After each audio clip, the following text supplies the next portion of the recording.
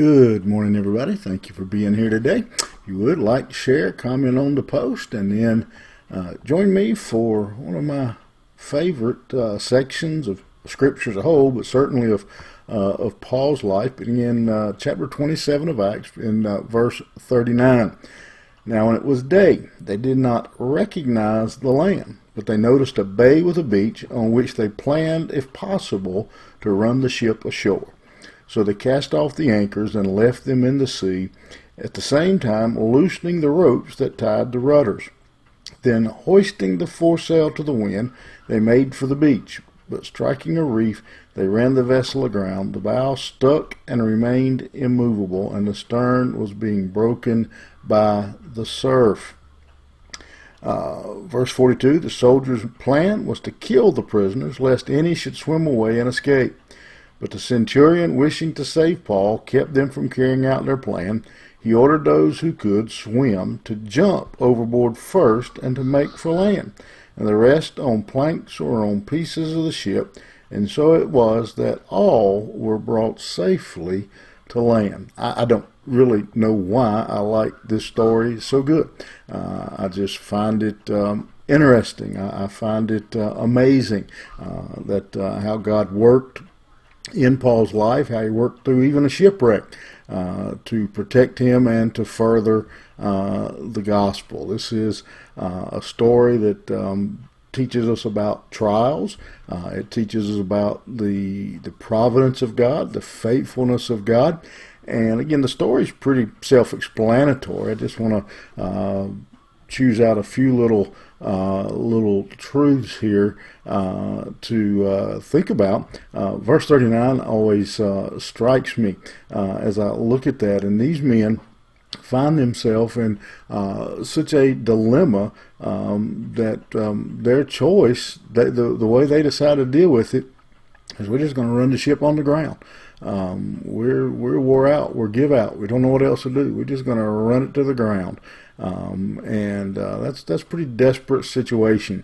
So they throw the anchors off and loosen everything that was holding them and head for shore, whatever may be.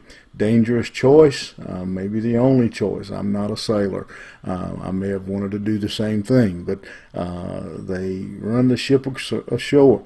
And the first question, I said this passage deals with the test and the trials that come in our life. And one of the first questions I think someone being observant to the story would ask, here is Paul trying to serve God, trying to carry the gospel, and so why didn't God just let the ship make it ashore? Why didn't he just let them make it without wrecking the ship? Why were things so difficult for Paul and the crew and the passengers on this ship? Just want to throw a few thoughts at you, and you can mull these over in your head. God often does use tests and trials to cause a person to turn towards God. Again, the sailors, the prisoners here are watching. They've been listening to the words of Paul, and now they're going to experience God in how this all works out. Again, trials often prove whether or not we really trust God. Trials sometimes are used to make a believer stronger, so that when similar situations or even worse situations arise, then we have experienced the power of God and can put our confidence in Him.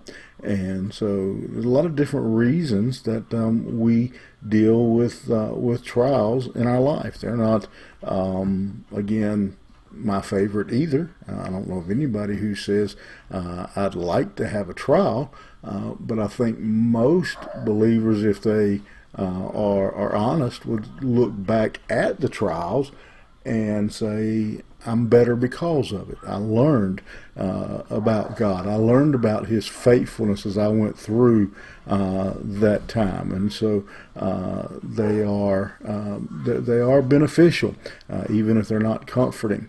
And then once again, as we see over and over in Paul's life, in this story that we've been walking through, again, it is the faithfulness, the sovereignty of God, but God was still in control and was working all of these things out for His purposes.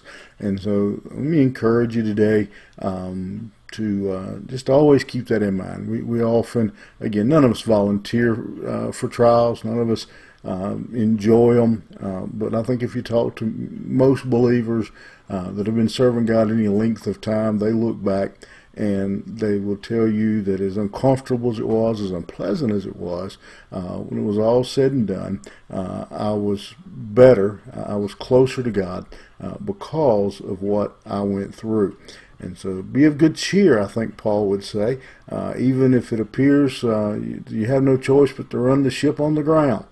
God is still on the throne, and He is on the throne today as you deal with the trials and the tribulations, the storms of your life. Have a good day. We'll see you here tomorrow morning.